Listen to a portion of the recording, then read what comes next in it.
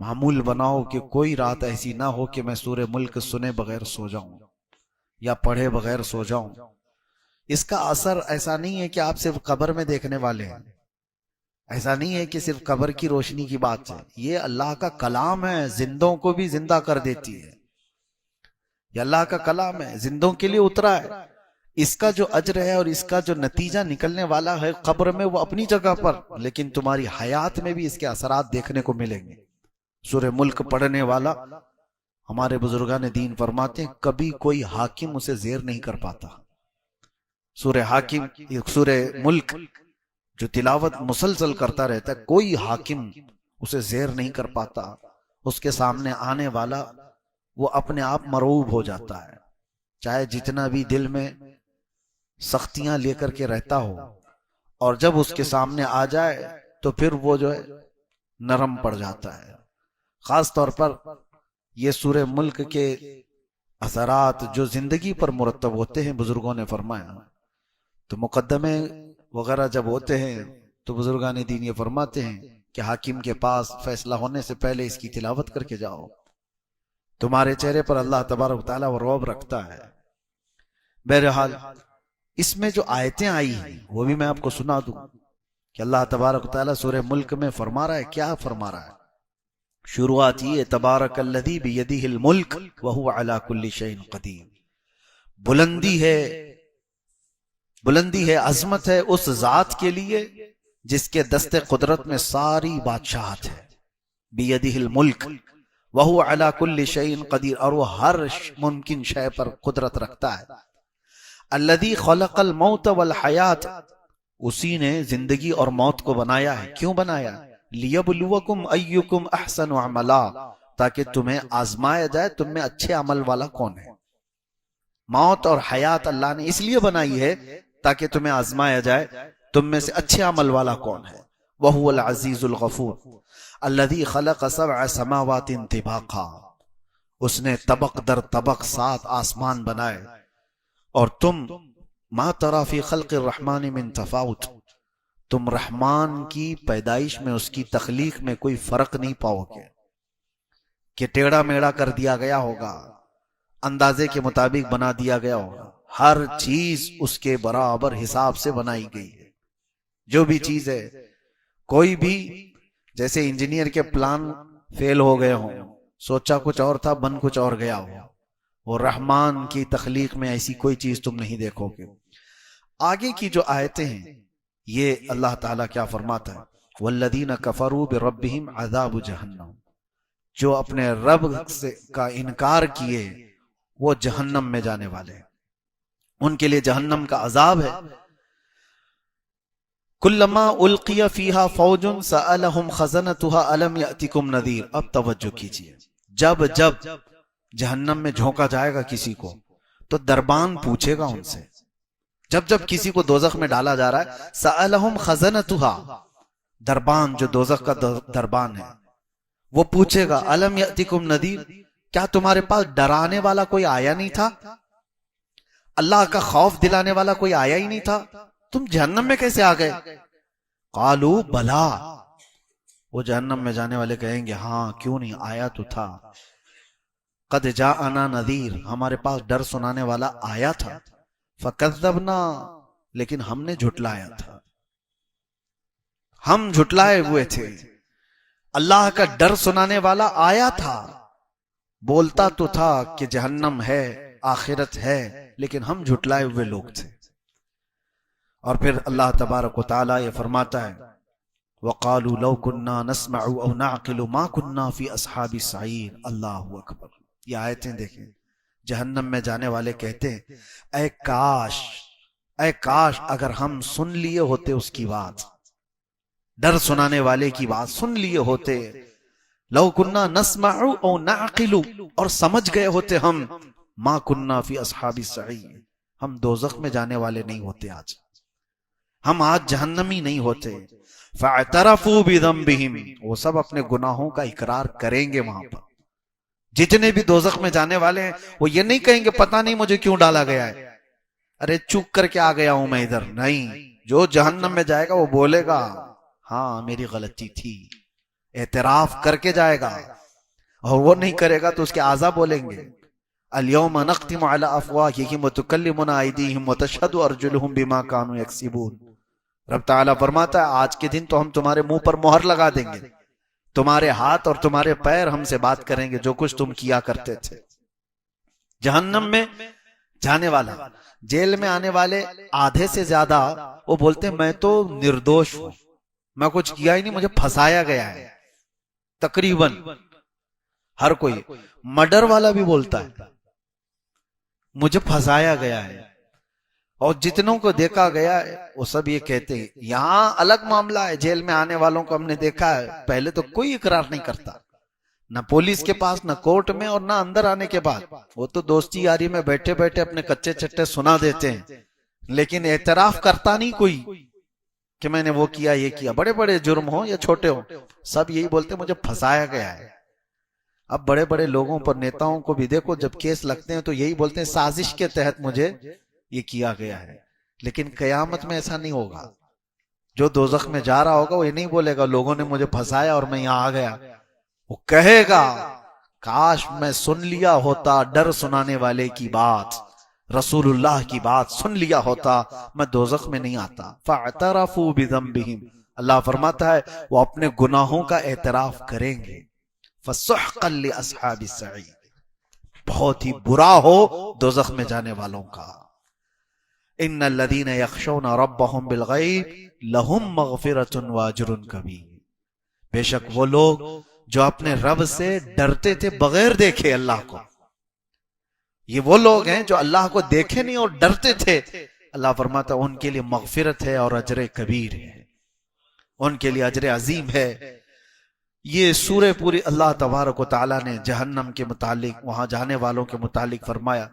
اور ایک آیت ہے اور ایک سورہ ہے جو سورہ حاقہ ہے، سورہ حاقہ۔ حاقہ جو ہے یہ قیامت کو ہی کہا گیا ہے۔ حاقہ کیا ہے؟ الحاقۃ ما الحاقہ، واقع ہونے والی، یقین کے ساتھ واقع ہونے والی کیا چیز ہے تم جانتے ہو؟ وہ قیامت ہے۔ قیامت کا پورا تذکرہ اللہ تعالیٰ یہاں بیان فرما رہا ہے، یہ سورہ حاقہ۔ کبھی آپ قرآن اٹھانا، ترجمہ پڑھ لینا، صرف ترجمہ بھی پڑھو ان آیتوں کا، آپ کے جسم کانپ جائیں۔ اللہ تعالیٰ فرماتا ہے یہ وہی قائم ہونے والی چیز ہے جس کا انکار قوم سمود نے بھی کیا، قوم عاد نے بھی کیا۔ حضرت صالح علیہ السلام کی جو قوم تھی وہ قوم سمود، اور حضرت ہود علیہ السلام کی قوم تھی وہ قوم عاد۔ قوم سمود اور قوم عاد انہوں نے کیا کیا تھا پتہ ہے؟ اللہ تعالیٰ فرماتا ہے قوم سمود نے انکار کیا، ایسی کوئی چیز آنے والی ہے ہی نہیں، کس سے ڈراتے ہو تم، قیامت وامت کیا چیز ہے یہ؟ اللہ تعالیٰ نے ان کو ایسا ہلاک کیا، فَأُهْلِكُوا بِالطَّاغِيَةِ، ان کو اللہ تبارک و تعالیٰ نے سخت ترین ہلاکت میں برباد کیا۔ قوم سمود کیسے ہلاک ہوئی وہ بتاتا ہوں۔ وَأَمَّا عَادٌ فَأُهْلِكُوا بِرِيحٍ صَرْصَرٍ عَاتِيَةٍ، اور قوم عاد اس کو اللہ نے تیز ہواؤں سے ہلاک کیا، ایک کو چنگھاڑ سے، آواز سے۔ قوم سمود کیسے مری ہے؟ جبرائیل علیہ السلام زمین پر آئے تھے اور انہوں نے ایک آواز لگائی تھی، اور اتنی تیز آواز تھی وہ، اتنی تیز آواز کہ جو آواز بڑھتی بڑھتی گئی تو قوم سمود کے کانوں میں سے بھیجا باہر نکل آیا تھا۔ آواز میں پاور ہے۔ آج جو بم پھٹتا ہے نا اس میں بارود کم ہوتا ہے، اس کی جو آواز ہوتی ہے اسی سے ساری چیزیں ٹوٹ جاتی ہیں۔ بارود اس سے ہلاکت اتنی نہیں، جو ہائی پاور کا جو کی آواز ہے، آواز بہت طاقتور چیز ہے۔ کبھی آپ روڈ پہ بہت تیز آواز میں ڈی جے بجائے تو یہاں کی دیواریں ہلنے لگ جائیں۔ کیوں ہلتی ہیں؟ آواز سے کیوں چیزیں ہلتی؟ آواز میں بہت پاور ہے، بہت طاقت ہے۔ یہ تو ہلکی آواز ہے، جتنا سننے کی تمہیں طاقت ہے اتنا ہی سن پاتے ہو، اوور ہو گئی تو کان پھٹ جائیں گے، کان پھٹ جائے۔ اور جبرائیل علیہ السلام نے جب آواز لگائی تھی، وہ اللہ اکبر، وہ سید الملائکہ ہے، اللہ نے عذاب کے لیے ان کو بھیجا تھا، اور فرشتے کی چنگھاڑ سے وہ ساری کی ساری قوم ہلاک ہوئی تھی۔ دوسرے دن جب صبح ان کو دیکھا گیا تو ان کے کانوں سے بھیجا نکلا ہوا تھا۔ قوم سمود ان کو ہلاک کیا گیا. قرآن یہ کہہ رہا ہے قیامت کا انکار کرنے والے لوگ تھے, قیامت کوئی چیز نہیں. اور قوم عاد کو اللہ نے تیز آندھی بھیجی, سخرها علیہم 7 لیال و 8 ایام, 7 راتیں اور 8 دن تک مسلسل ہوا چلتی رہی تھی قوم عاد پر, بہت تیز آندھی چلتی تھی اور اس میں سب کے سب ہلاک ہو گئے تھے. یہ حضرت ہود علیہ السلام کی قوم. اب یہاں پر اللہ تعالیٰ قیامت کا ذکر فرماتے ہوئے آگے ارشاد فرماتا ہے کب تک تم انکار کرو گے؟ فَإِذَا نُفِخَ فِي الصُّورِ نَفْخَةٌ وَاحِدَةٌ, جب وہ سور پھونکی جائے گی. سور کیا چیز ہے یہ بھی دیکھیں, آواز ہی ہے, قیامت بھی آئے گی آواز سے ہی. حضرت اسرافیل علیہ السلام اللہ کے فرشتوں میں سے ایک وہ فرشتے ہیں جن کے ہاتھ میں ایک سور باجے کی شکل کی. وہ کیسی ہے پتا ہے کہ جیسے سینگ کی شکل ہوتی ہے, بیل کا سینگ, اسی کی بڑی شکل. وہ حضرت اسرافیل علیہ السلام ہاتھ میں لے کر تیار کھڑے ہیں ابھی بھی. ان کو حکم ہوگا کہ اب اس میں پھونک مارو, تو اس کی آواز دھیرے دھیرے دھیرے بڑھتی جائے گی اور روئے زمین پر جتنے لوگ ہیں وہ جب آواز سننے لگے گی کہ جو جہاں ہے وہ سکتے میں کھڑا ہو جائے. اور اس کے بعد یہ ہوگا کہ اس سور کی آواز اتنی تیز ہوگی, حدیث پاک میں ہے اس وقت جو عورتیں حمل سے ہوں گی ان کے پیٹ سے بچہ باہر نکل جائے گا, حمل ان کا. اللہ تبارک و تعالیٰ نے فرمایا وَتَضَعُ كُلَّ ذَاتِ حَمْلٍ حَمْلَهَا, تم دیکھو گے اس دن کہ حمل والی عورت اس کا بچہ گر جائے گا آواز سے. اور دودھ پلانے والی بچی یوم تری الناس تذہل کل مرضعۃ عما ارضعت, اللہ فرماتا ہے دودھ پلانے والی عورت اپنے بچے کو اٹھا کر پھینک دے گی ایسے. آج تک کبھی دیکھا کسی کو؟ اور یہ اس آواز کے بعد. اور کہ کوئی کپڑا کاٹ رہا تھا وہ کینچی پھینک دے گا, کوئی ہل چلا رہا تھا وہ ہل پھینک دے گا. یعنی جو جس حال میں تھا وہ ساری چیزیں پھینک کر سکتے میں آ جائے گا. یہ فَإِذَا نُفِخَ فِي الصُّورِ نَفْخَةٌ وَاحِدَةٌ, جب یہ سور پھونکی جائے گی. وَحُمِلَتِ الْأَرْضُ وَالْجِبَالُ فَدُكَّتَا دَكَّةً وَاحِدَةً, اللہ تعالیٰ فرماتا ہے زمین کو اور پہاڑوں کو ملا دیا جائے گا, اٹھا دیا جائے گا, اور ایسے کہ ایک جھٹکے میں یہ پورے پہاڑ روئی کے پائے کی طرح سے اڑ رہے ہوں گے. اب یہی آیتوں کی تفسیر پڑھنا ہو تو آگے آپ پڑھو اذا الشمس کورت واذا النجوم انکدرت واذا الجبال سیرت واذا العشار عطلت. اللہ فرماتا ہے پہاڑ چلائے جائیں گے, واذا البحار سجرت, اور سمندروں میں آگ لگائی جائے گی, تارے ٹکرا دیے جائیں گے, چاند اور سورج پھٹ جائیں گے. کیا ہوگا اس وقت؟ اور رب تعالیٰ فرماتا ہے فَيَوْمَئِذٍ وَقَعَتِ الْوَاقِعَةُ, پھر وہ واقع ہونے والی چیز تو واقع ہو کر رہے گی, کچھ نہیں کر پاؤ گے. وَالْمَلَكُ عَلَىٰ أَرْجَائِهَا وَيَحْمِلُ عَرْشَ رَبِّكَ فَوْقَهُمْ يَوْمَئِذٍ ثَمَانِيَةٌ, اس دن اللہ تعالیٰ کا عرش اٹھانے والے 8 فرشتے ہوں گے جو رب کا عرش اٹھائے ہوئے ہوں گے. یہ قیامت کا تذکرہ چل رہا ہے, توجہ. یومئذ تعرضون لا تخفى منکم خافیہ, تم کو پیش کیا جائے گا قیامت کے دن, تم سب اٹھائے جاؤ گے اور کوئی چیز تمہاری چھپائی نہیں جائے گی, کوئی چیز نہیں چھپائی جائے گی, ہر چیز کے ساتھ تم قیامت کے دن آؤ گے. اب سنو جو آیتیں جھنجھوڑتی ہیں کیا ہے, فَأَمَّا مَنْ أُوتِيَ كِتَابَهُ بِيَمِينِهِ, اللہ فرماتا ہے جو جس کے ہاتھ میں اس کا نامہ اعمال سیدھے ہاتھ میں دے دیا گیا. فَأَمَّا مَنْ أُوتِيَ كِتَابَهُ بِيَمِينِهِ, سیدھے ہاتھ میں جس کا نامہ اعمال پکڑا دیا گیا, فَيَقُولُ هَاؤُمُ اقْرَءُوا كِتَابِيَهْ, وہ تو خوشی میں سب کو پکار کر کہے گا آؤ آؤ میرا عمل نامہ پڑھ لو, خوشی میں کہے گا. اے کاش ان لوگوں میں ہمارا شمار ہو. رب تعالیٰ فرماتا ہے وہ کہے گا ہاں اقرؤوا کتابیہ, پڑھو تم لوگ بھی پڑھو, میرا نامہ اعمال مجھے رب نے آج سیدھے ہاتھ میں دیا ہے. وہ کہے گا انی ظننت انی ملاق حسابیہ, مجھے یقین تھا کہ میں اپنے رب کے پاس حساب دوں گا, حساب کا دن آئے گا, مجھے یقین تھا. فہو فی عیشۃ راضیہ، وہ اپنی من پسند زندگی میں جا رہا ہوگا، فی جنت عالیہ، بلند جنتوں میں جا رہا ہوگا، قطوفہا دانیہ، کلوا واشربوا ہنیئا بما اسلفتم فی الایام الخالیہ۔ یہ جنت کے تذکرے یہاں پر رب تعالیٰ فرماتا ہے، جس کی ٹہنیاں، جس کے باغیچے اس طرح خوشگوار، جاؤ عیش کرو جو تم آخرت پر یقین رکھتے تھے۔ اب آگے آیت آتی، وَأَمَّا مَنْ أُوتِيَ كِتَابَهُ بِشِمَالِهِ، اور جس کے ہاتھ میں، بائیں ہاتھ میں وہ حساب دیا جائے گا، وہیں سے سب سمجھ میں آ جائے گا۔ جیسے ہی اعمال نامہ پکڑایا جائے گا، وہیں سمجھ میں آ جاتا ہے کس کے ساتھ کیا ہونے والا ہے۔ یہ قرآن کی آیت پڑھ رہا ہوں میں، وَأَمَّا مَنْ أُوتِيَ كِتَابَهُ بِشِمَالِهِ، جس کے بائیں ہاتھ میں اس کا نام اعمال پکڑایا جائے گا، کیا کہے گا جانتے ہو؟ فَيَقُولُ يَا لَيْتَنِي لَمْ أُوتَ كِتَابِيَا، اے کاش مجھے حساب نہیں دیا گیا ہوتا، میرا اعمال نامہ مجھے نہیں پکڑایا گیا ہوتا تو کتنا اچھا ہوتا۔ دوسری جگہ وہ کہتا ہے وَلَمْ أَدْرِ مَا حِسَابِيَا، مجھے پتا ہی نہیں تھا حساب کیا ہوتا ہے، مجھے معلوم ہی نہیں تھا۔ اور دیکھ کر کے پوچھتا ہے وہ فرشتوں سے، یہ کیا ہے؟ اعمال نامے کا مطلب کیا سمجھتے ہو تم؟ پرنٹ آؤٹ نکال کر کے لائیں گے A4 سائز کے 5 پیپر ہیں؟ اعمال نامے کے متعلق کہا گیا ہے فرشتے اٹھا اٹھا کر کے کتابیں لا رہے ہوں گے، جہاں تک اس کی نظر جاری ہوگی اسی کی کتابیں ہوں گی۔ وہ پوچھے گا یہ کیا ہے؟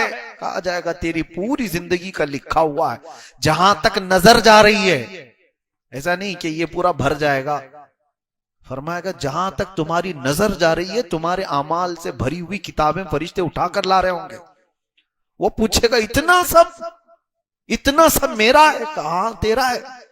سنانا ہوگا، 400 سال لگ جائیں، 500 سال لگ جائیں، سنانا ہے تجھے آج۔ پھر وہی بندہ یہ کہتا ہے، اس کا جملہ رب تبارک و تعالیٰ نے قرآن میں کیا فرمایا؟ ما لہذا الکتاب لا یغادر صغیرۃ ولا کبیرۃ الا احصاها، ہے لا، یہ کیسی کتاب تو نے دی مجھے، چھوٹی چیز بھی اس میں چھوڑی نہیں گئی، بڑی چیز بھی چھوڑی نہیں گئی، سب لکھ دیا گیا ہے، سب لکھ دیا گیا ہے۔ یہ بائیں ہاتھ میں جس کا آ گیا ہے اس کے معاملات ہیں یہ۔ اور آگے وہ کیا کہتا ہے؟ ما اغنا عنی مالیہ ہلک عنی سلطانیہ، کسی بھی چیز نے اس کو نفع نہیں دیا اس سے۔ دوسری سورے میں اللہ تعالیٰ نے یہ بھی فرمایا کہ اس دن یود المجرم لو یفتدی من عذاب یومئذ ببنی، ہوتا ہے نا تم کو پکڑا گیا، یہاں پر ضامن چلتی ہے نا، ضمانت میں آپ پراپرٹی لکھوا دو اور اس کے بعد بیل لے کر کے آ جاؤ، یا کسی آدمی کو کھڑا کرو، یہ ضامن ہے میرا، جب تک کیس چلے گا یہ میرا ضامن ہے، وہ اپنی پراپرٹی کے پیپر لا کر کے جمع کرے گا کورٹ میں، یہ دستور ہے۔ اور مجرم قیامت کے دن کیا سوچے گا وہ اللہ فرمانا، یود المجرم لو یفتدی من عذاب یومئذ ببنی، اس دن مجرم یہ تمنا کرے گا کہ میرے بیٹے کو میں رکھ کر کے عذاب سے چھٹکارا تو لے لوں، بدلے میں مولا میرا بیٹا رکھ لے، وصاحبتہ واخیہ، یا میرے بھائی کے بدلے میں یا دوست کے بدلے میں مجھے عذاب سے چھٹکارا دے دیا جائے۔ اللہ تعالیٰ فرماتا ہے وَمَن فِي الْأَرْضِ جَمِيعًا، جو کچھ بھی زمین میں تھا وہ سب دے کر کے وہ سوچتا ہے عذاب سے مجھے چھٹکارا مل جائے۔ کوئی بھی تو چیز رکھ لو، میرا گھر تھا دنیا میں، بڑی جائیدادیں تھی، اولاد تھی، بھائی تھے، رشتے تھے، کچھ تو رکھ کر کے مجھے چھٹی دی جائے۔ اللہ فرماتا ہے کلا، ہرگز نہیں، ہرگز نہیں، کوئی چیز فدیہ کے طور پر لے کر نہیں چھوڑی جائے گی۔ فَالْيَوْمَ لَا يُؤْخَذُ مِنْكُمْ فِدْيَةٌ، یہ وہ دن ہے جہاں کوئی فدیہ لے کر کے چھوڑنے والا سسٹم ہی نہیں ہے، فدیہ لے کر کے پیسہ دے کر کے چھوڑنے والا سسٹم ہی نہیں ہے، تمہارا حساب تم سے ہوگا۔ لا تزر وازرۃ وزر اخری، ایک جان دوسرے جان کے گناہوں کو نہیں اٹھائے گی، آج تمہارا حساب تم سے ہوگا۔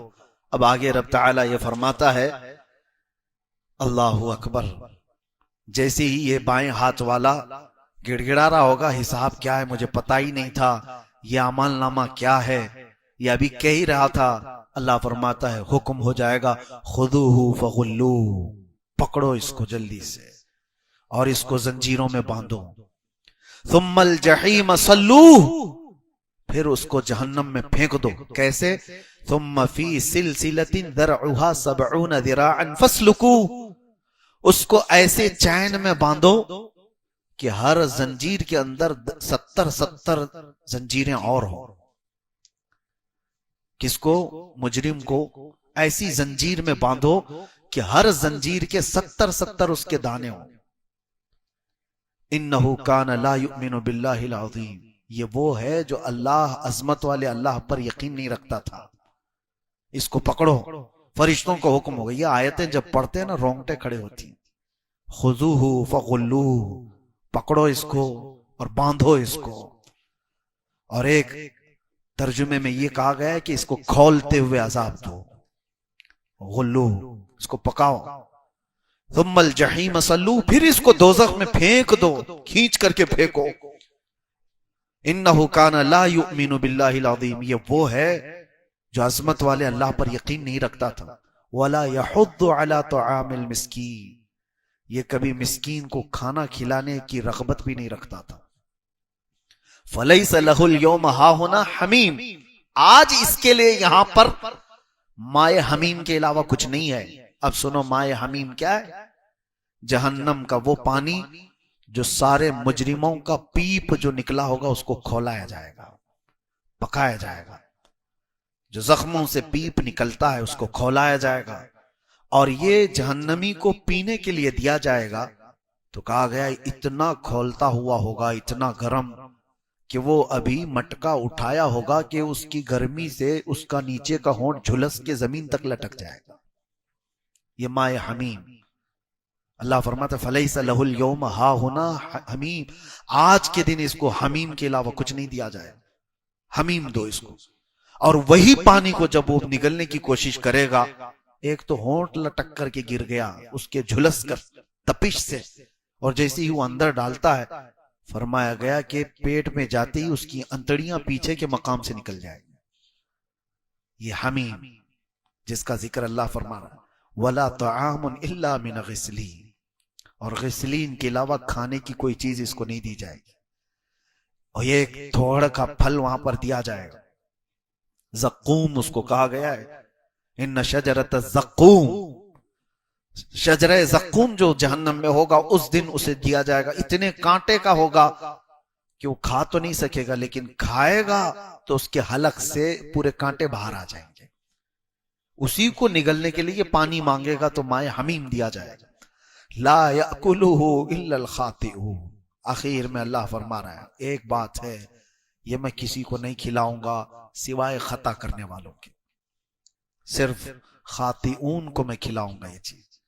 وہ ارحم الراحمین ہے، ہر ایک کے لیے نہیں. لیکن یہاں قرآن میں آج اس نے جگہ جگہ پر ہمیں جب تنبیہ کی تو پھر بندہ اگر کفر کیا اور انکار کیا اور پیٹھ دکھا کر بھاگا ہے تو پھر اس سے پوچھا جائے گا الم یأتکم نذیر.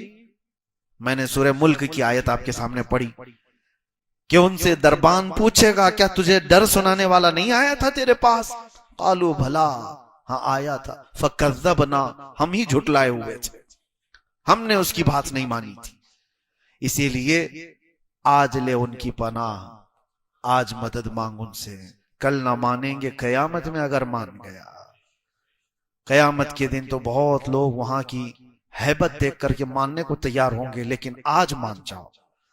اپنے آپ کو جہنم کے عذابات کا ذکر کر کے جو بندہ ڈر گیا اس کے لیے بشارت سنا کر میں اپنی گفتگو ختم کرتا ہوں. ویسے صورتیں بہت ہیں آج جو ہم نے تلاوت کی، جیسے قیامت کا یہ ذکر پوری سورہ میں ہے، الحاقۃ ما الحاقہ. اسی طرح پوری سورہ قیامہ بھی ہے، لا اقسم بیوم القیامہ 29ویں پارے میں، ولا اقسم بالنفس اللوامہ ایحسب الانسان ان لن نجمع عظامہ. کیا انسان یہ گمان کر بیٹھا ہے کہ ہم اس کی ہڈیاں نہیں جوڑ پائیں گے؟ اللہ فرما رہا ہے یہ ان کفار و مشرکین کے لیے جو اپنے مردوں کو جلا کر راکھ کر کے پانی میں بہاتی کہ ان کو پھر کوئی زندہ نہ کر سکے. مر گیا، استھیاں ختم کر دو تاکہ اس کے ساتھ کچھ نہ ہو سکے. اللہ فرماتا ہے ایحسب الانسان ان لن نجمع عظامہ، انسان یہ سوچا ہے کہ ہم اس کی ہڈیاں جوڑ نہیں پائیں گے؟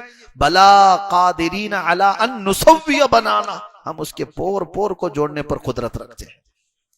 جو رب تعالیٰ تمہیں پانی کے ایک قطرے سے پیدا کیا ہو ماں کے پیٹ میں، کیا وہ تمہارے ختم ہونے کے بعد دوبارہ نہیں زندہ کرے گا؟ الیس ذالک بقادر علی ان یحیی الموتى، یہ اللہ تعالیٰ کو سورہ قیامہ کی آخری آیت میں فرماتا ہے، کیا تم یہ سوچتے ہو کہ وہ قدرت نہیں رکھتا مرنے کے بعد دوبارہ زندہ کرنے پر؟ اور ایک آیت یہ بھی میں سنا دوں، قیامت آنے کے وقت جو تذکرے ابھی میں نے کیا، اس میں ایک آیت سورہ قیامہ میں یہ ہے، اللہ تعالیٰ فرماتا ہے بل یرید الانسان لیفجر امامہ۔ یہ ایک ٹاپک ہی الگ ہے، لیکن میں سناتا ہوں۔ اللہ فرما رہا ہے اکثر انسان ایسا ہے، وہ چاہتا ہے کہ اس کے سامنے بے حیائی ہو، اسے دیکھنے کی خواہش ہے، بے حیائی اور برائی دیکھنے کی خواہش کرتا ہے۔ بل یرید الانسان لیفجر امامہ، اس کے سامنے بے حیائیاں ہوں۔ راستے میں جو جھگڑا ہو رہا ہو نا، تو دیکھنا جلدی سے بہت جلدی جمع ہو جائیں گے لوگ، اور کسی کو مدد کرنا ہو تو 2 لوگ بھی نہیں کھڑے ہوں گے۔ جھگڑے دیکھنے کے لیے بہت جلدی آدمی جمع ہو جاتا ہے، کوئی سرکس کر رہا ہو تو اس کے لیے، کوئی ننگا ناچ رہا ہو اس کے لیے کھڑے ہو جائیں گے۔ کیوں؟ انسان کی فطرت یہ رب تعالیٰ فرما رہا ہے اس کی خواہش ہوتی ہے کہ سامنے بے حیائی دیکھے۔ لیکن اس کے بعد اللہ تبارک و تعالیٰ فرماتا ہے تم یہ دیکھنے کی یہاں دنیا میں خواہش رکھتے تھے، آؤ اب قیامت کے دن تمہیں دکھایا جائے گا، تم نے اپنی آنکھوں سے جو جو دیکھا ہے وہ سب منظر یہاں دکھائے جائیں گے۔ اللہ کریم ہم سب کو مرنے سے پہلے بخشووں میں شمار فرمائے۔ انجیل جو تھی وہ اللہ کی کتاب ہے، لیکن بعد میں عیسائیوں نے اس میں جو خرد برد کیا ہے وہ آج صاف نظر آتا ہے۔ کچھ پرانی انجیل کو اٹھائیں تو کچھ اور دکھتا ہے، نئی انجیل کو اٹھائیں تو کچھ اور دکھتا ہے۔ اسی صفحے پر اسی لائن میں پہلے کچھ اور آرڈر دکھ رہا ہے، آج کچھ اور آرڈر ہے۔ تو اس سے پتہ چلتا ہے کہ ایک کا لکھا ہوا نہیں ہے، اس میں خرد برد ہوا ہے۔ میں چیلنج کرتا ہوں پوری دنیا سے، 14 صدیوں پہلے والا قرآن جو سیدنا عثمان ابن عفان رضی اللہ تعالیٰ عنہ کے ہاتھوں سے لکھا ہوا تھا، صحابی رسول ہیں، داماد رسول ہیں، قرآن خود اپنے کانوں سے سنا ہے رسول کی زبان سے، ان کے ہاتھوں سے ان کے زمانے میں لکھا ہوا قرآن آج بھی موجود ہے، آج بھی موجود ہے۔ ترکی کے میوزیم میں موجود ہے قرآن۔ آج کا چھپا ہوا قرآن اور 14 صدیوں پہلے والا قرآن جاؤ ملا کر کے دیکھ لو، ایک آیت کا بھی فرق آ جائے، آیت تو دور کی بات میرے عزیز، ایک حرف کا بھی فرق آ جائے تو میں تمہارا چیلنج ایکسپٹ کرنے کو تیار ہوں۔ تم ملاؤ گے آج بھی اس 14ویں صدی والے پرانے قرآن کو، تمہیں سمجھ میں آئے گا حرف بحرف وہی ہے، اس لیے کہ قرآن اللہ نے مولویوں کے ہاتھ میں نہیں دے دیا کہ تم حفاظت کرو، اللہ نے قرآن میں فرمایا ہم نے اس کو اتارا، ہم ہی اس کی حفاظت کریں۔ ہاں، یہ صرف جو ہے ہم لوگوں کے ہاتھ کی بات نہیں ہے کہ قرآن جو ہے مسلمانوں کو دے دیا گیا، علماء کو دے دیا گیا، حافظوں کو دے دیا گیا کہ تم حفاظت کرتے رہو، نہیں۔ اللہ فرماتا ہے انا نحن نزلنا الذکر وانا لہ لحافظون، ہم نے قرآن کو اتارا اور ہم ہی اس کی حفاظت کریں گے، کوئی کچھ نہیں کر سکے گا۔ اب قرآن پاک کے متعلق جو اس کی اعجاز ہے، اعجاز کہتے ہیں عاجز کرنے والی چیز۔ میرے عزیزو، آپ کے پاس، میں بارہا اس بات کو دہراتا بھی رہتا ہوں، آپ کے پاس آپ کی حقانیت کی سب سے بڑی دلیل کیا ہے؟ تم مسلمان ہو، تم مسلمان ہو، اسلام کو آپ فالو کرتے ہیں۔ اگر کوئی نان مسلم آپ سے پوچھتا ہے جس کا اسلام سے تعلق نہیں، تم مسلمان ہو، اپنے آپ کو حق سمجھتے ہو، کیا دلیل دو گے؟ ظاہر سی بات ہے اس طرح کے ڈیبیٹ بہت سارے ہوتے ہیں اور بڑھتے بھی چلے جاتے ہیں۔ اگر تم رسول پاک صلی اللہ تعالی علیہ وسلم کی زندگی کو پیش کرتے ہو تو کہے گا یہ کہانیاں ہیں تمہاری بنائی ہوئی، ہم نے تو دیکھا نہیں اور نہ تم نے دیکھا ہے۔ میرے نبی صلی اللہ تعالی علیہ وسلم نے اپنے ہاتھ کی انگلی کے اشارے سے چاند کو شق کر دیا تھا، ٹھیک ہے ہم مانتے ہیں، لیکن وہ سامنے والا اگر یہ کہے یہ تو پرانی بات ہے، تیری کتابوں میں ہوگی، تو مانتا ہوگا، میں نے تو دیکھا نہیں۔ دیکھنے والی کوئی چیز ہے تیرے رسول کی کوئی نہیں؟ انہوں نے سورج کو پلٹا دیا تھا، یہ بھی پہلی کی بات ہے۔ انہوں نے بہت سارے معجزے کر دکھائے، یہ بہت پہلے کی بات ہے. میرے عزیزو، تم کیا چیز پیش کرو گے؟ اپنے رسول کی حقانیت کے لیے اگر کوئی چیز پیش کر سکتے ہو تو یہ قرآن پاک ہے. یہ زندہ معجزہ ہے، آج تک موجود ہے. یہ رسول کا معجزہ ہے، آج تک تم پیش کر سکتے ہو. چاند کا شق ہونا، سورج کا پلٹانا، یہ سب الحمدللہ ہم اس کو ایکسپٹ کرتے ہیں. لیکن اجنبی شخص اگر کوئی تم سے سوال کرے، اس کے پاس قرآن پیش کرو، یہ میرے نبی کا معجزہ ہے، اس لیے کہ اس رسول نے یہ قرآن بیان کیا ہے جو کبھی کسی استاد کے پاس گیا ہی نہیں، جو کسی اسکول میں نہیں پڑھا، کسی کالج میں نہیں پڑھا، کسی مدرسے میں نہیں پڑھا، کسی استاد کے پاس بیٹھا ہی نہیں. میرے نبی کا ایک لقب ہے امی. آپ درود میں بھی پڑھتے ہیں نا، صلی اللہ علی النبی امی. امی کہتے ہیں جو کسی سے نہ پڑھا ہو، جو کسی سے نہ پڑھا، اس کو کیا کہتے ہیں؟ امی. بعض جاہل لوگ اس کا ترجمہ غلط کر جاتے ہیں، جن کے دلوں میں کھوٹ ہو وہ حضور کو ان پڑھ کہتے ہیں. ان پڑھ میں اور کسی سے نہ پڑھے ہوئے ہونے میں زمین آسمان کا فرق ہے. ان پڑھ تم جاہل کو کہہ رہے ہو، میں کہہ رہا ہوں میرے نبی کا یہ اعجاز ہے اور میرے نبی کا یہ اعزاز بھی ہے کہ کسی بھی دنیا کے استاد سے نہ پڑھ کر کے بھی میرا رسول وہ باتیں بیان کر رہا ہے جہاں تک دنیا 1800 سال میں نہیں پہنچی. رسول پاک صلی اللہ تعالی علیہ وسلم کا یہ معجزہ نہیں؟ آپ کو حیرت ہوگی قرآن کی حقانیت کے متعلق. 18ویں صدی میں جب اٹلانٹک اوشین سمندر ہے، وہاں پر ایک جگہ دریافت کیا ایک سائنٹسٹ نے، اور بتایا کہ یہاں پر ایک ایسی جگہ ہے جہاں بہت اندھیرا ہے کہ ہاتھ نکالو تو بھی ہاتھ نظر نہیں آئے گا، وہاں سورج کی ایک کرن بھی نہیں پڑتی. سمندر کے پاس کوئی ایک جگہ ہے، میں نے بھی نہیں دیکھا، آپ نے دیکھا ہو تو الگ بات ہے، میں نے تو اب تک نہیں دیکھا، نہ سفر کا کبھی اتفاق ایسی جگہ کا ہوا. لیکن تحقیق کرنے والے سائنسدان نے تحقیق کر کے بتایا کہ ایسی ایک جگہ ہے جہاں سورج کی روشنی پڑتی نہیں ہے، بہت گھوپ اندھیرا ہوتا ہے. تو جب اس نے یہ بیان کیا تو علماء ربانیین نے سن کر کے قرآن کی وہ آیت بیان کی. سورہ نور میں اللہ تعالیٰ نے 18ویں پارے میں ارشاد فرمایا کہ موجن، اللہ تعالیٰ فرماتا ہے قرآن پاک میں، اذا اخرج یدہ لم یکد یراہا، کہ ایک جگہ ایسی ہے جہاں تم اپنا ہاتھ نکالو گے تو ہاتھ بھی نہیں نظر آئے گا. ظلمات بعضها فوق بعض، اندھیریوں پر اندھیریاں ہیں، اندھیریوں پر اندھیریاں ہیں. موجم من فوقہ، موجم من فوقہ سحاب، ظلمات بعضها فوق بعض، یعنی موجیں اس کو ایسے لپیٹے میں لی ہوئی ہیں جیسے بادل کو گھیر لیا گیا ہو، اور وہاں پر اندھیریوں پر اندھیریاں ہیں کہ تم ہاتھ نکالو گے تو ہاتھ بھی نظر نہیں آئے گا. سمندر کی ایک جگہ کی بات قرآن بیان کر رہا ہے. اور قرآن کس کی زبان سے بیان ہوا؟ رسول پاک کی زبان سے. تو جب اس سائنسدان کو یہ بتایا گیا قرآن میں، تو اس کو پہلے ہی سے ایکسپلین کر دیا گیا ہے کہ دنیا میں ایک جگہ ایسی ہے جہاں سورج کی کرن پڑتی نہیں. تو اس سائنسدان کو حیرت ہوئی، اس نے کہا کہ میں تو پھر مطالعہ کرتا ہوں.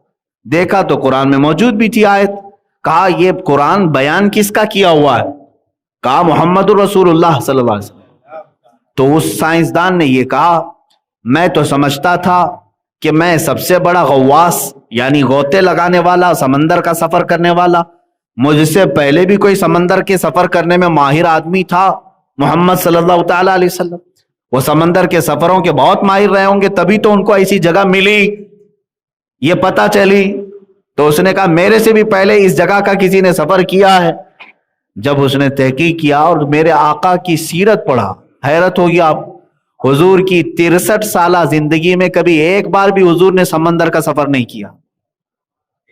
حضور پاک صلی اللہ تعالی علیہ وسلم کبھی سمندر کے سفر پر گئے ہی نہیں. ماہر وہ کہہ رہا ہے میرے طرح سے وہ سمندروں کا بہت سفر کرتے ہوں گے تبھی ان کو یہ جگہ ملی ہوگی.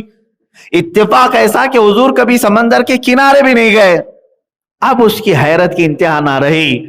جو شخص اپنی پوری زندگی میں کبھی سمندر دیکھا ہی نہیں، ظاہری طور پر گیا ہی نہیں، وہ اگر درمیانے سمندر موجود ایک اندھیریوں کا ذکر کرتا ہے تو اس کا مطلب وہ عام بشر نہیں بلکہ اسے یہ کائنات کا پیدا کرنے والا بتایا ہوگا، تبھی اس نے بتایا۔ عزیزان گرامی وقار، قرآن کا ایک نہیں کئی معجزے ہیں۔ رسول پاک کی زبان سے ان چیزوں کو اللہ نے بیان کر دیا جو ایک عام آدمی نہیں بول سکتا۔ آج سائنس ترقی کر چکی ہے نا، سائنس میں آج ایمبریالوجی کو لے لیں، بچے کے پیدا ہونے کے جو مرحلے ہیں آج معلوم کیا گیا ہے۔ اچھا، مائکروسکوپ جو ہے، خوردبین جو چھوٹے کو بڑا کر کے دکھاتی ہے، یہ بھی کب ایجاد ہوئی؟ مشکل سے 200 سال ہوئے، 200 سال۔ وہ بھی جب شروع کی مشین تھی مائکروسکوپ، وہ اتنا چھوٹا ذرہ نہیں دیکھ سکتی تھی جو آج دیکھ رہی۔ ترقی ہوتے آئی ہے، اور سونوگرافی، ایکس رے اور یہ جو سی ٹی سکین کے ذریعے سے اندر کی چیزیں معلوم کرنا، پیٹ کے اندر کی، یہ سب کی ترقی 100 سال سے زیادہ کی تاریخ نہیں ہے۔ 100 سال سے زیادہ یا 150 200 سال سے زیادہ کی تاریخ نہیں ہے۔ پیٹ کے اندر کی چیزیں معلوم کرنے کی تاریخ نہ سائنس کے پاس تھی، نہ امریکہ، یورپ، کسی کے پاس نہیں۔ یہ میرا چیلنج، اور میں کب کی بات کر رہا ہوں؟ 1400 سال پہلے کی۔ تمہاری ترقی سے بھی 1200 سال پہلے عرب کی اس سرزمین پر جہاں خانہ کعبہ ہے، مکہ مکرمہ ہے یا مدینہ طیبہ، ارے میاں وہاں پر تو سواریاں گھوڑوں کی اور اونٹوں کی کرنے والے لوگ، اس زمانے میں محمد عربی صلی اللہ تعالی علیہ وسلم کی زبان سے اللہ تعالیٰ یہ کہلوا رہا ہے، ثم خلقنا النطفة علقة فخلقنا العلقة مضغة فخلقنا المضغة عظاما فكسونا العظام لحما ثم انشأناه خلقا آخر فتبارك الله احسن الخالقین۔ اللہ تعالیٰ فرماتا ہے ہم نے نطفے کو، نطفہ کہتے ہیں منی کا ایک بوند، نطفے کو ہم نے علقہ بنایا۔ علقہ کہتے ہیں چنگم کی طرح چپکنے والا خون، بستہ خون، خون جمع ہوا خون بنایا۔ اللہ فرما رہا ہے ثم خلقنا العلقة مضغة، پھر اس علقے سے، یہ چپکنے والا جو خون ہے، لوتھڑا ہے، اس سے ہم نے گوشت کا ٹکڑا بنایا، گوشت کا ٹکڑا بنایا، اس سے گوشت بن گیا۔ اب پھر اس میں اللہ فرماتا ہے فَخَلَقْنَا الْمُضْغَةَ عِظَامًا، پھر اس گوشت کے ٹکڑے میں ہم نے ہڈیاں ڈالی۔ فَخَلَقْنَا الْمُضْغَةَ عِظَامًا فَكَسَوْنَا الْعِظَامَ لَحْمًا، پھر جب ہڈیاں بھی بن گئی، گوشت بھی ہو گیا، تو ہم نے اس کے اوپر چمڑی چڑھا دی۔ اور پھر آخر میں اللہ فرماتا ہے ہم نے اس کو ایک بہترین شکل دے کر دنیا میں بھیجا۔ اب یہ ایمبریالوجی میں ہم آتے ہیں۔ ایمبریالوجی ڈاکٹرز جانتے ہوں گے، سائنس کے لوگ، جو بچے کی پیدائش کے جو مرحلے ہیں یا بچے کے پیٹ کے اندر کے معلومات، جو لوگ اس کے اسپیشلسٹ ہیں وہ ایمبریالوجی کہلاتے ہیں۔ ان لوگوں کے نقطۂ نظر سے آپ جا کر کے ان سے پوچھ لیں بچے کے مرحلے کیا کیا ہوتے ہیں، وہ بتائے گا۔ پہلے 4 ویکس میں کتنا ہوتا ہے، 8 ویک میں کیا ہوتا ہے، پھر 2 مہینے کے بعد کیا ہوتا ہے، پوری تاریخ موجود ہے۔ آج سائنس کھلا ہوا موجود ہے، آپ جا کر تحقیق کر سکتے ہیں بچہ پیدا ہونے کے جو مرحلے ہیں، منزلیں ہیں، وہ کتنی ہیں۔ تو آپ کو سائنس بھی آج بتائے گا کہ شروع میں وہ ایک بوند ہوتا ہے، اس کے بعد پھر جو ہے خون جمع ہوتا ہے، اور خون کی انہوں نے بھی، آج سائنس نے بھی یہ بتایا ہے، ایسے ہوتا ہے جیسے چپکنے والی کوئی چیز ہو، اور پھر اس کے بعد جیسے کسی نے چبا کر کے، یعنی دانتوں کے جو نشان ہیں، اس طرح کی چیز۔ عربی کی بہت ساری باریکیاں ہیں جو میں آج مختصر سے انداز میں نہیں بتا پاؤں گا۔ اس کے بعد سائنس کہتا ہے کہ اس میں گوشت کا ٹکڑا بنتا ہے، پھر اس کے بعد ہارٹ بیٹ شروع ہوتی ہے، اور اس کے بعد پھر اس کی ہڈیاں بننے لگتی ہیں، پھر 9 مہینے کے بعد یعنی 7ویں مہینے میں بچہ مکمل بن جاتا ہے تقریباً۔ 6 مہینے کے بعد 7ویں مہینے میں آتا ہے بچے کی پوری یہی کیٹیگریز، یہی مرحلے، یہی منزلیں جو قرآن نے گنایا 1200 سال پہلے۔ Sonography, X ray, C T scan کے بعد آج ترقی کر کے تم نے چھان بین کر کے معلوم کیا بچہ نطفے سے علقہ بنتا ہے، علقے سے مدغہ بنتا ہے، مدغے سے پھر اس کے اندر چمڑی آتی، ہڈیاں آتی ہیں، یہ تمام چیزیں آج 1200 سال بعد تم نے تحقیق کر کے بتایا۔ مجھے بتاؤ اس محمد عربی صلی اللہ تعالی علیہ وسلم کے پاس کون سے سی ٹی اسکین کی مشین تھی، کون سا ایکس رے تھا، کون سا سونوگرافی تھا؟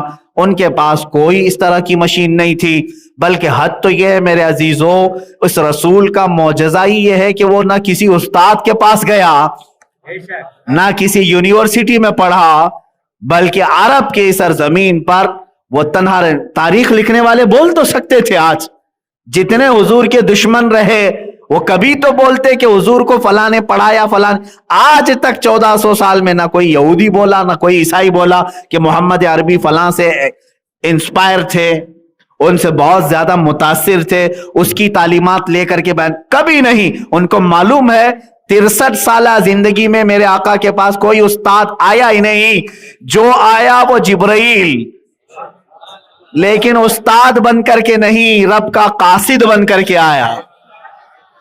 بعض لوگ کہتے ہیں حضور کے استاد جبرائیل ہیں، یہ بھی غلط ہے۔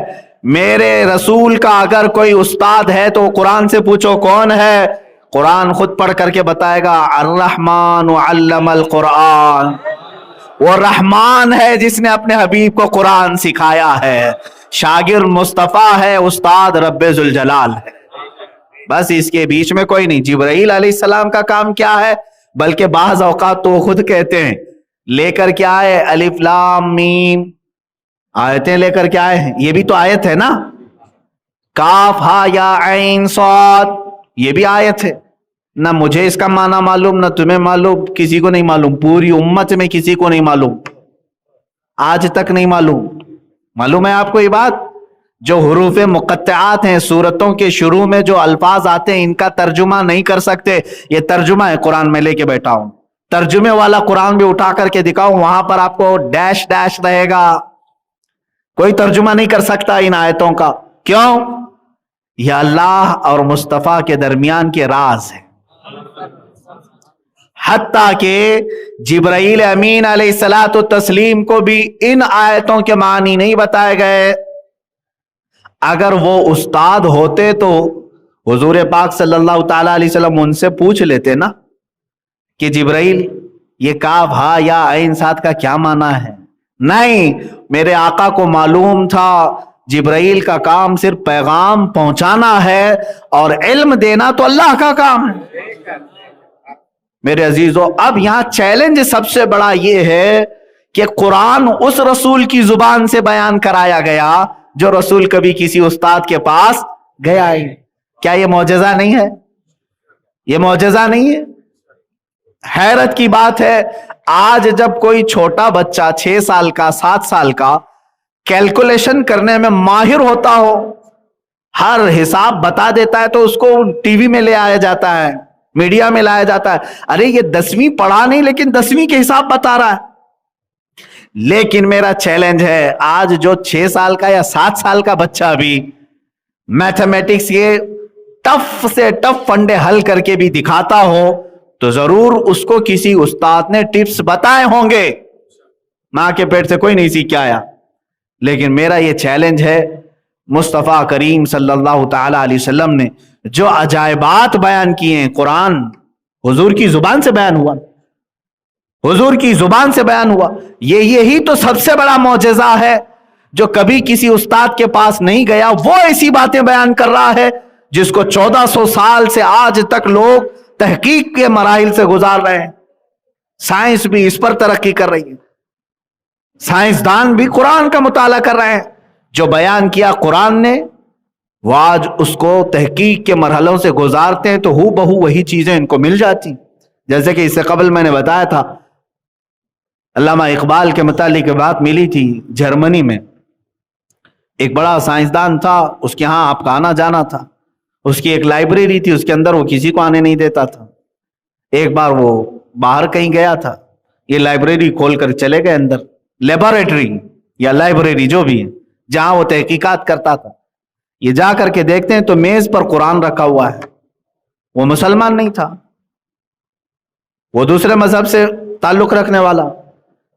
आपने देखा, उसके बाद आ गए वापस।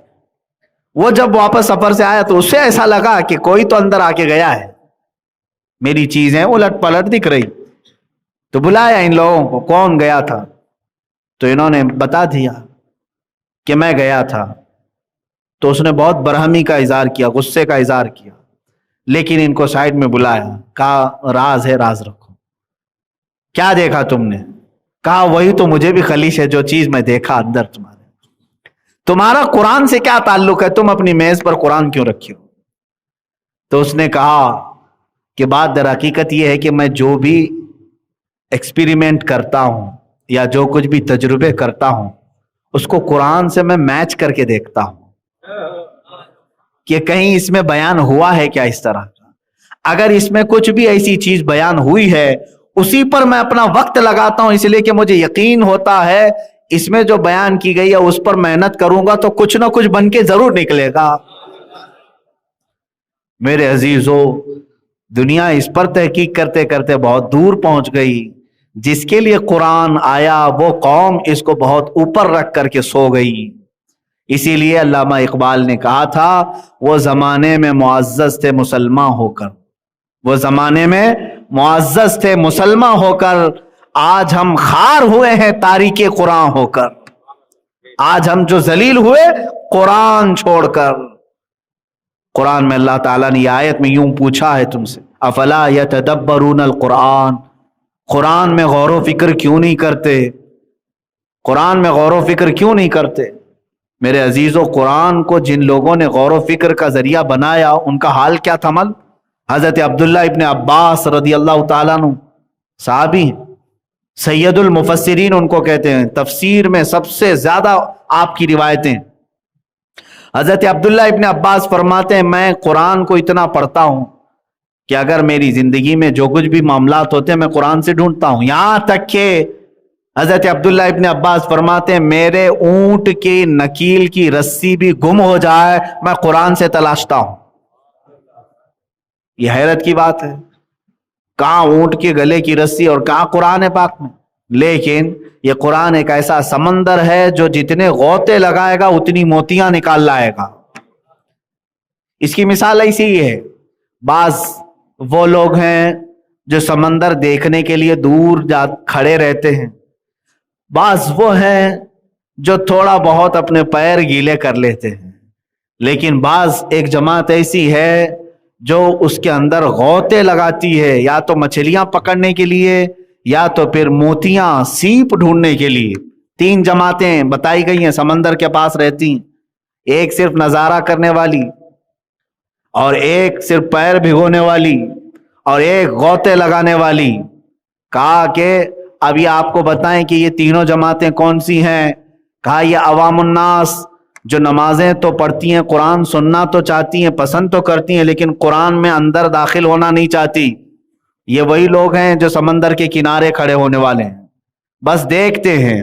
और बाज वो हैं जो पैर धो लेते हैं, ये वो उलमा हैं जो थोड़े बहुत कुरान पाक की आयतें, जैसे हम जैसे लोग भी होंगे, यानी हम दूर से तो नहीं देख रहे। इतना तो है अल्लाह का फजल है कि हमने कुरान पढ़ा भी, याद भी किया और इसकी तर्जुमा और तफसीर तक चले गए, तो पैर धोने वालों में कम से कम नाम आ गए। लेकिन फरमाया गया कि वो जमात जो गौते लगाती है वो इमाम आजम अबू हनीफा, इमाम शाफई, इमाम मालिक, इमाम अहमद बिन हम्बल, ये वो लोग हैं जो कुरान पढ़ते हैं और उसकी बारीकियां और उसके अंदर की मोतियां निकाल करके कौम को पेश करते हैं। तो ये 3 जमातें हैं। अब आपका कौन सी जमात में नाम आता है, या आपको डिसीजन लेना है, आपका फैसला है। बल्कि मैं समझता हूं बास तो वो होंगे जो समंदर से डर के रोड पे ही खड़े होते होंगे, देखते भी नहीं होंगे, करीब भी नहीं जाते होंगे। ऐसी भी जमात है वो जाना भी नहीं चाहते हो कुरान के करीब। आज शायद उन लोगों में भी कई लोगों का नाम शामिल हो सकता है। अल्हम्दुलिल्लाह मस्जिदों में आने वाले कम से कम इतना तो है कि कुरान सुनते हैं, नमाजों में कुरान सुनते हैं, या फिर किसी और मौके पर कुरान सुन लेते हैं, लेकिन इस पे गौर व फिक्र नहीं करते, ना ही इसके तर्जुमे की तरफ जाते, ना तफसीर की तरफ। इतना तो है कि कुरान देखते हैं, चूमते हैं, छूते हैं, اور بعض لوگ قسم کھانے کے لیے اٹھا بھی لیتے ہیں یا میتوں پر پڑھنے کے لیے قرآن خوانی کروا لیتے ہیں، اتنا تو کر ہی لیتے ہیں۔ اور بعض علماء ہیں جو قرآن پاک کے ترجمے پڑھ لیتے ہیں، تفسیریں پڑھ لیتے ہیں اور بیان بھی کر لیتے ہیں، لیکن وہ جماعت آپ نظر نہیں آتی جو غوطے لگاتی تھی، سمندر میں ڈوب کر کے موتیاں نکالتی تھی، وہ جماعت اب نظر نہیں آئے گی۔ لیکن میرے عزیزوں، ان تین جماعتوں کے علاوہ چوتھے میں نہ آ جاؤ، جو قرآن کو چھونا بھی نہیں چاہتے، دیکھنا بھی نہیں چاہتے، ورنہ ہلاکت ہوگی۔ اسی لیے فرمایا، حدیث پاک میں ہے، جس گھر میں قرآن کی تلاوت نہیں ہوتی وہاں مردے رہتے ہیں، اس گھر میں مردے رہتے ہیں۔ کس کے گھر میں مردے رہتے ہیں ان کو خود معلوم ہونا چاہیے۔ عورتوں کو چاہیے کہ قرآن کی تلاوت کریں، بچوں کو قرآن کی تلاوت سکھائے۔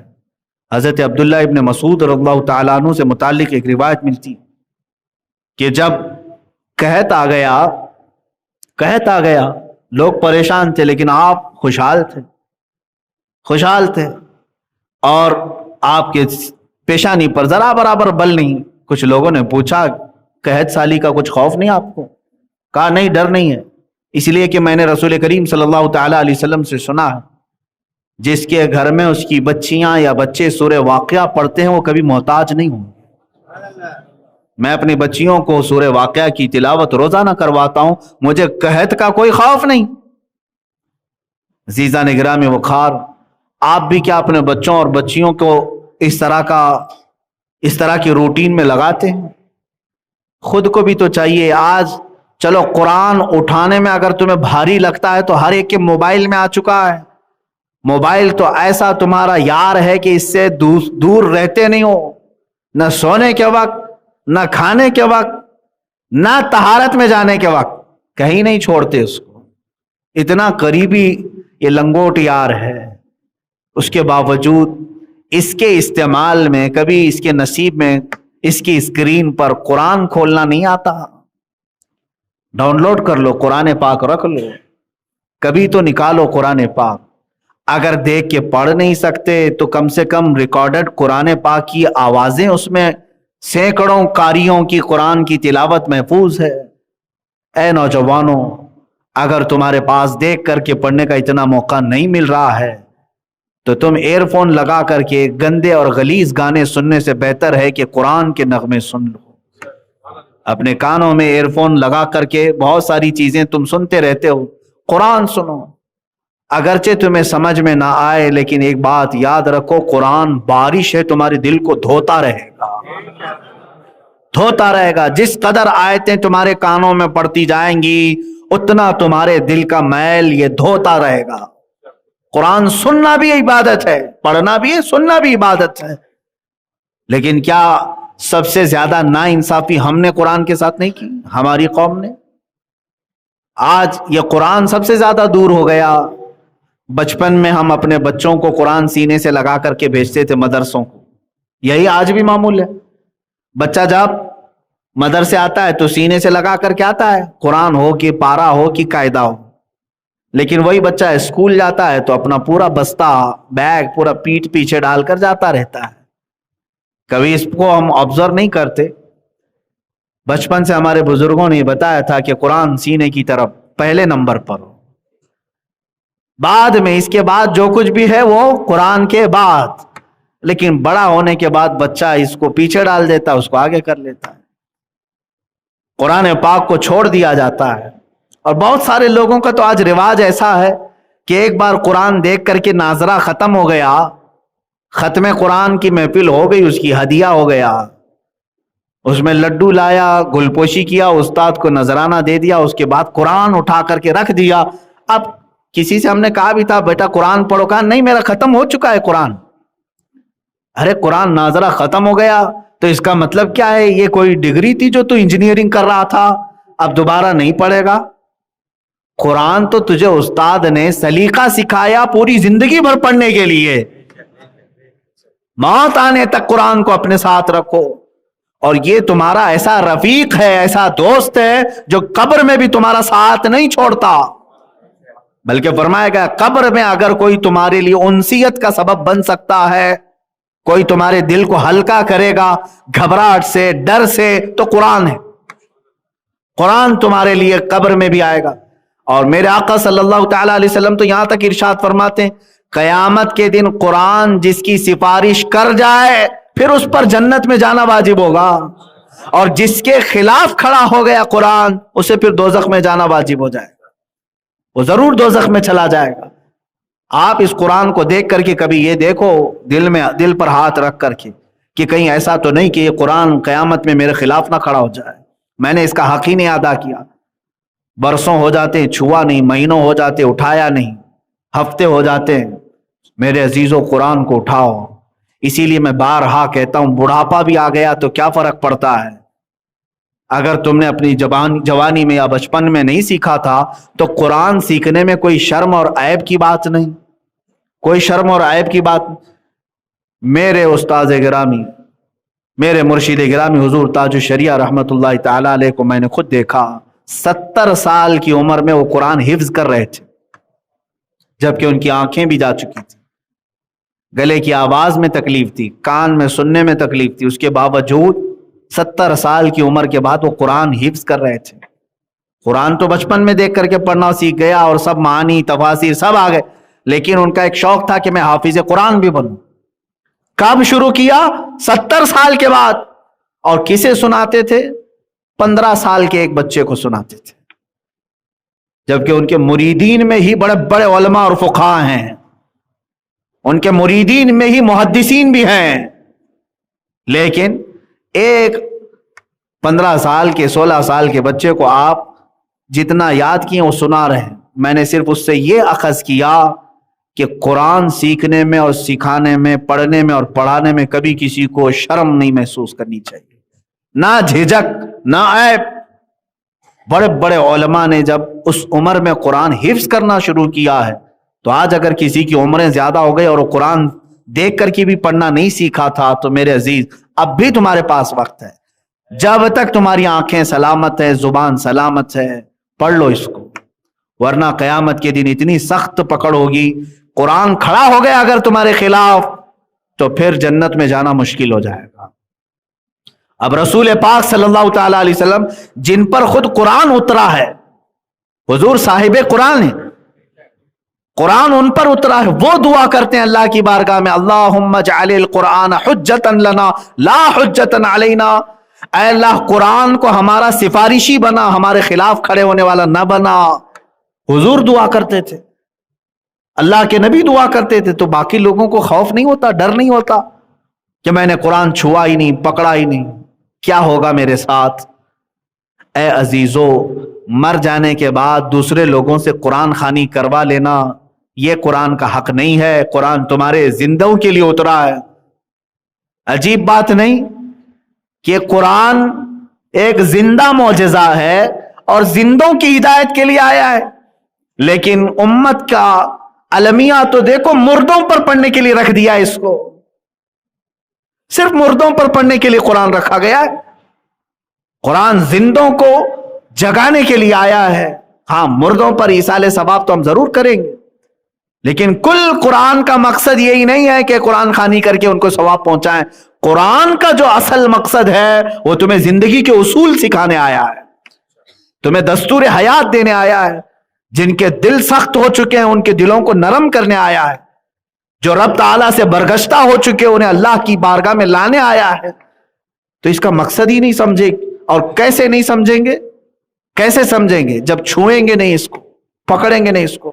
جا کر کے اپنے گھروں میں دیکھ لیں، عورتوں سے بھی میں گزارش کروں گا، اللہ ماشاء اللہ سب گھروں کی بات نہیں کرتا، اکثر گھر ایسے بھی ہیں جہاں روزانہ تم ٹی وی تو پوچھتے ہوں گے، فریج کو روزانہ پوچھ کر کے رکھتے ہیں، گیس کے چولہے کو ہر دن صاف کر کے رکھتے ہیں، قرآن کو دیکھو دھول بھی جمی ہوگی، اتنا اوپر رکھ دیا جاتا ہے کہ ہاتھ بھی نہ جائے، رمضان ٹو رمضان اس کو اتارتے ہیں، یا پھر اوکیشنلی موسمی طور پر کوئی اگر بڑی رات آ جائے یا پھر گھر میں کسی کی میت ہو جائے تو اتارے۔